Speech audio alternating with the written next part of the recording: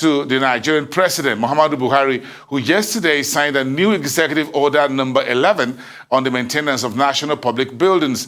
The order gives legal backing to the country's national maintenance policy as the government looks to give facelift to nearly 24 of its assets across the country. For Nigeria, littered with public assets that are grossly maintained or left to rot for years and even decades in cases, is this a window into a new horizon of good asset infrastructure management? Joining me to answer some questions on this and a few others is Professor Ken Ife. He's a development economist and he's joining me this evening from Abuja studios. Good evening to you, Professor. Thank you very much for making it tonight. Let me just ask you straight what you make of this, this executive order number 11. Well, I think it's a good one because one major weakness in our economy is just that we don't have that maintenance culture. And it is even worse when it comes to public buildings. And so this presidential order 11, which I believe will not be challenged like the presidential order 10 that was taken out by the Supreme Court, is there to address the issue of maintaining buildings, and then jobs are likely to be created with that, and MSMEs are likely to benefit from that approach. But I don't know what we are going to do to buildings that are not occupied. And then I don't know how the staffing could be, because there are some staffers that are not doing anything. Whether they're going to be deployed, redeployed, I don't know, but that's a possibility. Do you consider this order as the silver bullet for Nigeria's culture of poor maintenance of public infrastructure? Was it lack of money, by the way, or just because we just want to build and just abandon it? Look at the Federal Secretariat. The former Federal Secretariat in Lagos has been abandoned now for years. The National Theatre, the Central Bank, and the Bankers Committee are just trying to put that in order. So you have dozens and dozens of these, both at the federal level and at state level across the country. Well, I wouldn't call it a silver bullet. I would say that it is a step in the right direction. But if a building is not occupied and you are spending money maintaining it, it's a whole new challenge. I think what we should do is to value what we have and then seek to sweat those assets by issuing, instead of issuing debt instruments, we can issue equity instruments based on these properties. And that brings in investors in to put them into use. That's probably a better way to proceed in terms of buildings that are not occupied. But obviously, those that are occupied, it makes a lot of sense for you to, make sure that if you go to Federal Secretariat in Abuja, you see some measure of non-maintenance. And that's the same across the whole states where the federal government has estates and public buildings. So, yes, if they are occupied, it makes a lot of sense to use both local labor and some redundant workforce to invest in maintaining those buildings and improving their quality and reducing the decay. But for those that are not out of use, we have to do better things with those. But the point I was trying to make with my earlier question, Prof, was do we really need a presidential order, executive order, to do maintenance of public assets? Isn't that just what is already as part of what we should do? Well, I know. No, it is, if it works, then it makes sense because we have enough laws and enough procedure. But the thing is that the presidential order seems to be working. In many times when they've been used in ease of doing business, in local procurement, for even at the science and technology, order 5 and order 2, order 3, they seem to be working. So you just use what makes you thick. Otherwise, we have enough laws. It's like getting a presidential order to deal with what is going on in the oil industry there, a lot of theft and all of that. We have enough laws to deal with those, but if presidential order will make a difference, then so be it. We'll use those.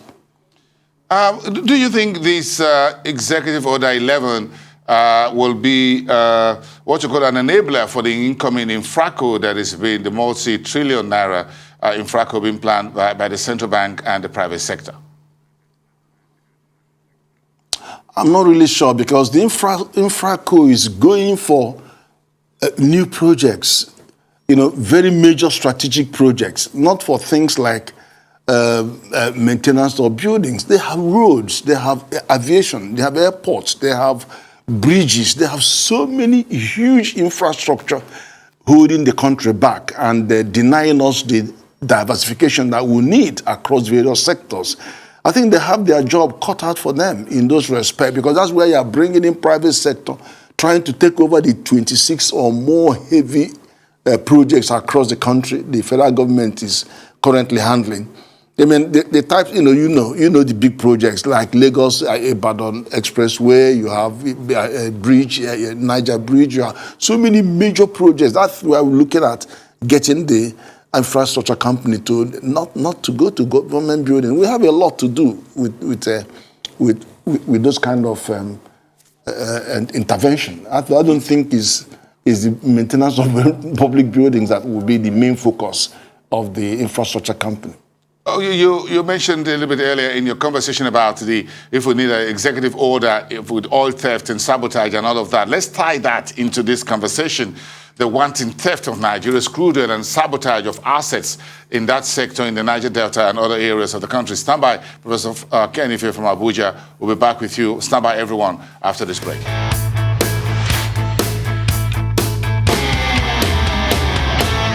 Welcome back to Arise Exchange. It's no longer news that oil thefts in Nigeria have gone beyond a crisis point and has become a deterrent against investments in the country's onshore oil industry.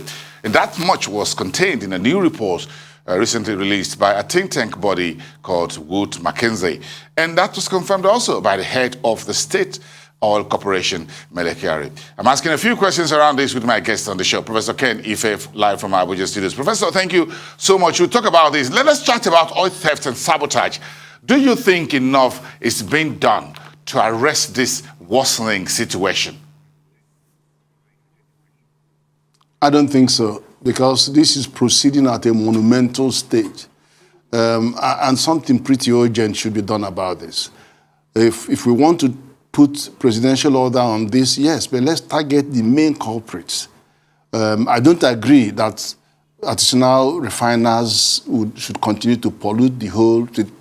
I think we should have regulation, and I think we should have a developmental approach and see how we will get them on or something. But the big elephant in the room is the size and complexity of this oil theft. I mean, it baffles me that you could have all these ships leaving the shores carrying our crude that is not being accounted for.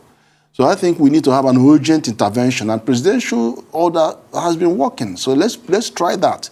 One thing that the presidential orders do is that they bring a sense of urgency on the problem, and then they release resources to address that program and rallies stakeholders into action. So I think that should be something that the administration can try. We've tried quite a number of things. Now, this situation is now said to be beyond a crisis point and now an investment threat, and a threat to investments in Nigeria's oil and gas or hydrocarbon industry. We're doing according to Mele Kyari, the managing director of the NNPC, we're now doing about 1.5 from our 1.8, which is part of like our quota from OPEC plus. So it looks like we're getting down on our knees as it now. The thieves and the saboteurs of oil infrastructure are bringing us to our knees, as it were, as a country. So you say we need an executive order. Fine. So what should it be? Is it about a process, I think, or what? Or the action, the military, the authorities, those who are in charge of it? What exactly is the missing link? Well, I think it is a far more complex story. It is really a very complex story because there are so many culprits involved in this. And to begin to get an inroad into it, let's launch a presidential order then. And then see how you mobilize people, bring that sense of urgency, because the whole onshore is collapsing. People are all moving away, going offshore. The big companies involved, I think virtually most of them have left, actually, leaving the Nigerian players to deal with the onshore onshore palaver. I think is gone past any stage. But the Nigerian investors are also complaining, Professor. We've heard over the last a few weeks, Seplat Nigeria, the founding managing director, complained publicly on social media. Tony Elumelu, who is also the chairman of one of the oil firms, are also complaining about it. So the noose is around our neck, as it were. And even Nigerian investors who've put billions of dollars in there are now complaining. So is there anything we can harvest here as a new process of doing things?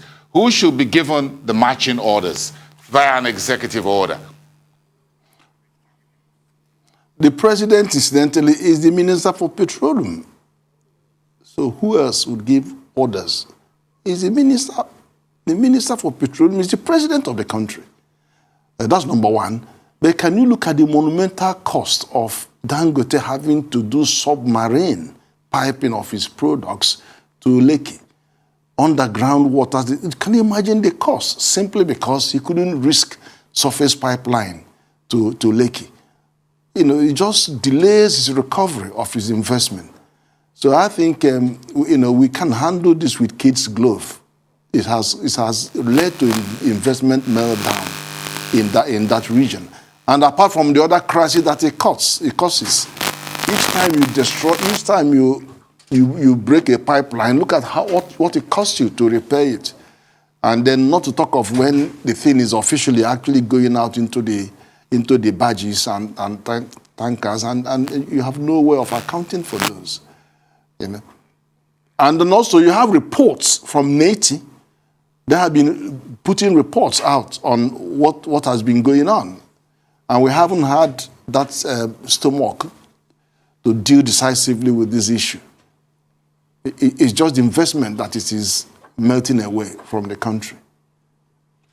In your opinion, Professor, would you want to see some form of action from Mr. President? Because, as you said, we all know he's effectively the Minister for Petroleum Resources. So if he's giving an executive order, that's coming from the man himself sitting on that chair. In terms of how to deal with sabotage for infrastructure, it looks like every time is getting a whole lot worse. This is 2022. That's right. Coming from him, both as the president and as the minister for petroleum, carries more weight when he uses presidential order, because you have no other place to run to, or we have no other place to hide. So that is for him saying, look, I have had enough of this. I think let's get everybody involved, all hands on deck, and do what needs to be done. So I think it's going to be most effective if he actually uses presidential order, because you can't hide under any other thing. Nobody can hide under any other thing.